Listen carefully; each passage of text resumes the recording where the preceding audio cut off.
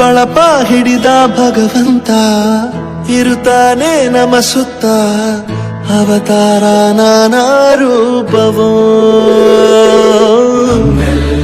ಹಣೆ ಬರಹ ತಿದ್ದಿ ಬರೆಯಲು ಕತ್ತಲೆಯಿಂದ ಬಂತ ನಮ್ಮ ಕೈಯ ಹಿಡಿಯುತ್ತ ಕರೆದೊಯ್ದ ಬೆಳಕು ತೋರಲು ಭಯವಾಗಿ ಗದರೋದು ನಮ್ಮ ಬೆಳೆಸಲು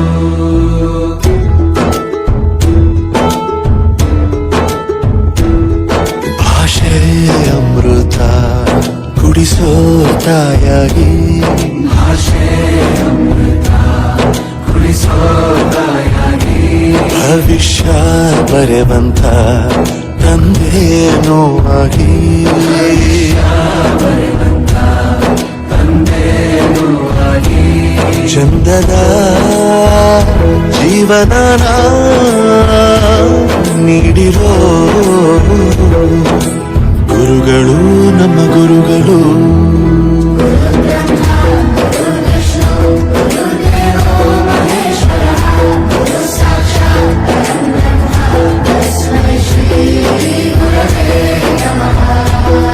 ಗುರವೇ ನಮಃ ಗುರವೇ ನಮಃ ಬಳಪ ಹಿಡಿದ ಭಗವಂತ ಇರುತ್ತಾನೆ ನಮ ಸುತ್ತ ಅವತಾರ ನಾನಾ ರೂಪವೋ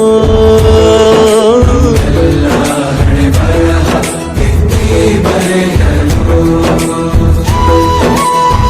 ಅಲ್ಲಿ ಜೇನು ಗುಡಿ ಕಟ್ಟದೇನು ನೀರಲ್ಲಿ ಮೀನು ಅಡಿ ಮುಟ್ಟದೇನು ಆ ದೈವದಾಜ್ಞೆನೇ ಎಲ್ಲಾನು ಹೇ ಶಾರದೆ ದಯ ಪಾಲಿಸು ಈ ಬಾಳನು ಬೆಳಕಾಗಿಸು ಹೇ ಶಾರದೆ ದಯ ಪಾಲಿಸು ಈ ಬಾಳನು ಬೆಳಕಾಗಿಸು ನಾಳೆಗಳ ದಾರಿಯಲೇ ನಂಬಿಕೆಯ ನೆಲೆಯಾಗಿರಿಸು ಮುನ್ನಡೆಸು ಕೈ ಹಿಡಿದು ನಾವಾಡೋ ಪದ ಪದದಲ್ಲೂ ಸಂಚರಿಸು ಹೂವಲ್ಲಿ ಜೇನು ಗುಡಿ ಕಟ್ಟದೇನು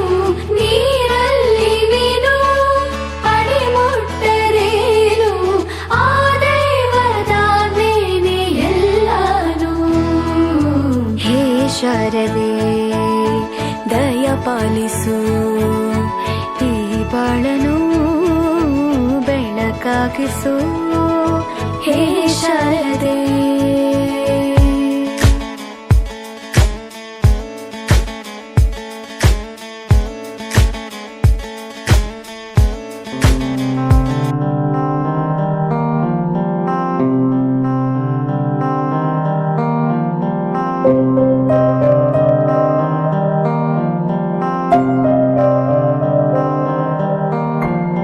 ದೇಶಕ್ಕೆ ಯೋಧ ನಾಡಿಗೆ ರೈತ ಬಾಳಿಗೆ ಗುರು ಒಬ್ಬ ತಾನೆ ಅಕ್ಷರ ಕಲಿಸೋ ಅಜ್ಞಾನ ಅಳಿಸೋ ಅವನೂನು ಅನ್ನದಾತಾನೆ ತಪ್ಪು ಸರಿಯ ತಿದ್ದಿ ತಿಳಿ ಹೇಳಿ ಸಮಬುದ್ಧಿ ನಮ್ಮ ಚಿತ್ತ ಶುದ್ಧಿಯಾಗೋ ಹಾದಿ ಎಷ್ಟೇ ದೂರ ಹೋದ್ರೂ ಮರಿಬೇಡ ನಿನ್ನ ಬೇರು ನಿನ್ನ ಸಾಧನೆಗೆಲ್ಲ ಇದುವೇ ಆದಿ ಪಾಠಶಾಲಾ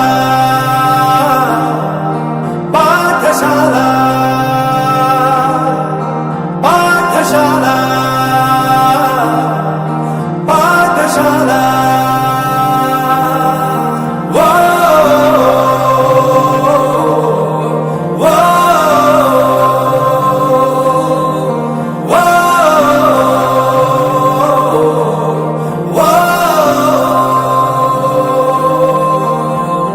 ದೇಶಕ್ಕೆ ಯೋಧ ನಾಡಿಗೆ ರೈತ ಬಾಳಿಗೆ ಗುರು ಒಬ್ಬ ತಾನೆ ಅಕ್ಷರ ಕಲಿಸೋ ಜ್ಞಾನ ಅಳಿಸೋ ಅವನು ಅನ್ನದಾತಾನೆ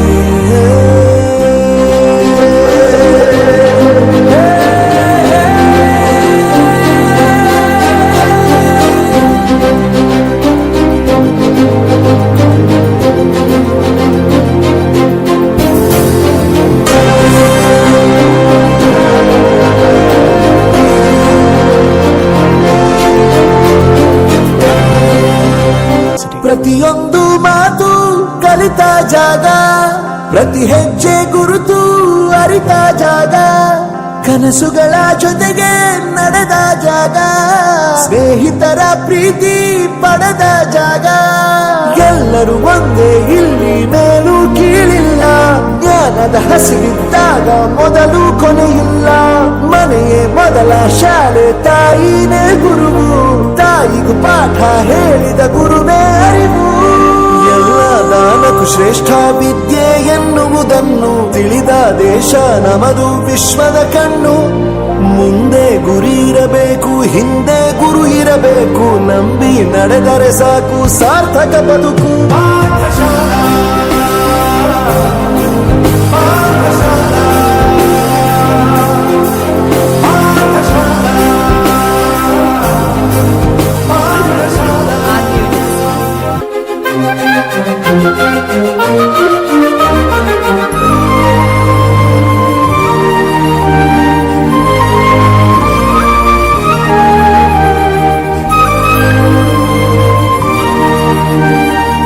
ಬೆರೆಯೋದು ಹೇಗೆ ಕಂಡಿದ್ದಿಲ್ಲಿ, ಜೊತೆಯಾಗಿ ಹಂಚಿ ತಿಂದಿದ್ದಿಲ್ಲಿ, ಹಿರಿಯರಿಗೆ ತಲೆಬಾಗಿ ನಿಂತಿದ್ದಿಲ್ಲಿ, ಬದುಕುವ ರೀತಿ ಕಲಿತಿದ್ದಿಲ್ಲಿ.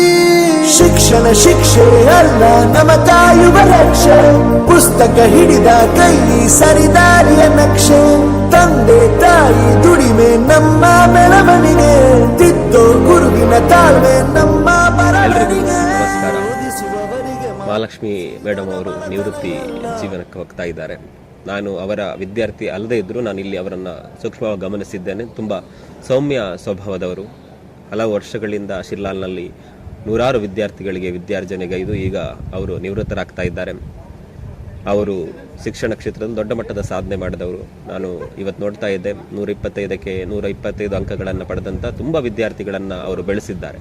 ಅವರ ನಿವೃತ್ತಿ ಜೀವನ ತುಂಬ ಸುಖಮಯವಾಗಿರಲಿ. ಅವರು ಮುಂದಿನ ಜೀವನದಲ್ಲಿ ಮುಂದೆ ಏನೇ ಮಾಡಿದ್ರು ಅದರಲ್ಲಿ ಅವರಿಗೆ ಯಶಸ್ಸು ಸಿಗಲಿ ಅಂತ ಈ ಸಂದರ್ಭದಲ್ಲಿ ಹಾರೈಕೆ ಮಾಡ್ತಾ ಇದ್ದೇನೆ. ಧನ್ಯವಾದ.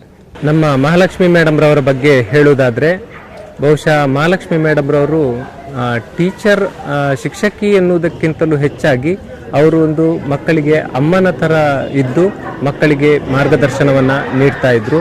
ಮಹಾಲಕ್ಷ್ಮಿ ಮೇಡಮ್ ರವರ ಟಾರ್ಗೆಟ್ ಏನಂತಂದರೆ, ಎಲ್ಲ ಮಕ್ಕಳು ಕೂಡ 125ಕ್ಕೆ 125 ಕನ್ನಡದಲ್ಲಿ ತೆಗಿಬೇಕು ಅನ್ನುವುದೇ ಅವರ ಒಂದು ಟಾರ್ಗೆಟ್ ಇದ್ದದ್ದು. ಯಾವುದೇ ಕಾರಣಕ್ಕೂ ಮಕ್ಕಳು 125ಕ್ಕೆ 125 ತೆಗಿಬೇಕು ಅಂತ ಹೇಳಿ ಅವರು ಯಾವಾಗಲೂ ಪ್ರೋತ್ಸಾಹ ನೀಡ್ತಾ ಇದ್ರು. ಕನ್ನಡವನ್ನು ಬಹಳ ಅಚ್ಚುಕಟ್ಟಾಗಿ, ಬಹಳ ಸುಲಲಿತವಾಗಿ ವಿದ್ಯಾರ್ಥಿಗಳಿಗೆ ತಿಳಿಸಿಕೊಡ್ತಾ ಇದ್ರು. ಮತ್ತು ವ್ಯಾಕರಣ ಇರ್ಬೋದು, ಅವರ ಅದ್ಭುತವಾದಂಥ ಜ್ಞಾನ ಸಂಪತ್ತು ಬಹುಶಃ ಮಕ್ಕಳ SSLC ಫಲಿತಾಂಶದಲ್ಲಿ ಅದು ಪ್ರಕಟಗೊಳ್ತಾ ಇತ್ತು. ಮಹಾಲಕ್ಷ್ಮಿ ಮೇಡಮ್ ರವರು ಬಹಳ ಶಾಂತ ಸ್ವಭಾವದಿಂದ ಕೂಡಿದ್ದು, ಅವರು ಅಷ್ಟೇ ರೀತಿಯಾಗಿ ನಮ್ಮ ಸ್ಟಾಫ್ ಜೊತೆ, ಶಿಕ್ಷಕ ವೃಂದದವರ ಜೊತೆ ಬಹಳ ಆತ್ಮೀಯವಾಗಿ ಬೆರೀತಿದ್ರು. ನಮಗೂ ಕೂಡ ಒಂದು ಸ್ಫೂರ್ತಿಯಾಗಿ ಅವರು ಮಾರ್ಗದರ್ಶನವನ್ನು ನೀಡ್ತಾ ಇದ್ರು. ಮಹಾಲಕ್ಷ್ಮಿ ಮೇಡಮ್ ರವರ ನಿವೃತ್ತ ಜೀವನವು ಸುಖಮಯವಾಗಿರಲಿ, ಅವರ ಕನಸುಗಳು ಈಡೇರಲಿ ಅಂತ ನಾನು ಈ ಸಂದರ್ಭದಲ್ಲಿ ಆಶಿಸ್ತಾ ಇದ್ದೇನೆ. ನಮಸ್ತೆ, ನನ್ನ ಹೆಸರು ನಳಿನಿ ಸುವರ್ಣ, ಮಹಾಲಕ್ಷ್ಮಿ ಮೇಡಮ್ ಅವರ ವಿದ್ಯಾರ್ಥಿನಿ. ಬಹುಶಃ ಅವರ ಮೊದಲ ಬ್ಯಾಚ್ನ ವಿದ್ಯಾರ್ಥಿಗಳು ನಾವು. ಮಹಾಲಕ್ಷ್ಮಿ ಮೇಡಮ್ ಅವರ ಟೀಚಿಂಗ್ ಬಗ್ಗೆ ಹೇಳುವುದಾದರೆ, ಗುರುವಾಗಿ ನಮ್ಮನ್ನು ಅಮ್ಮನಂತೆ ನಮಗೆ ಟೀಚ್ ಮಾಡಿದ್ದಾರೆ. ಅದು ಶಿಕ್ಷಣ ಮಾತ್ರವಲ್ಲದೆ ಒಂದು ಸಮಾಜದಲ್ಲಿ ನಾವು ಹೇಗಿರಬೇಕು, ಮಾನವೀಯ ಮೌಲ್ಯಗಳನ್ನು ನಾವು ಹೇಗೆ ಅಳವಡಿಸಿಕೊಳ್ಬೇಕು, ಸುಸಂಸ್ಕೃತ ಸಮಾಜಕ್ಕೆ ಬೇಕಾದಂಥ ವಿದ್ಯಾರ್ಥಿಗಳನ್ನು ನಿರ್ಮಿಸುವಂತಹ ಶಿಕ್ಷಣ, ವಿದ್ಯಾಭ್ಯಾಸ ಟೀಚಿಂಗ್ ಅವರದಾಗಿತ್ತು. ಸೊ ಅವರ ವಿದ್ಯಾರ್ಥಿಗಳು ನಾವಂತ ಹೇಳಲಿಕ್ಕೆ, ಅವರ ವಿದ್ಯಾರ್ಥಿನಿ ನಾನಂತ ಹೇಳಲಿಕ್ಕೆ ತುಂಬ ಹೆಮ್ಮೆ ಆಗ್ತದೆ, ತುಂಬ ಖುಷಿ ಆಗ್ತದೆ.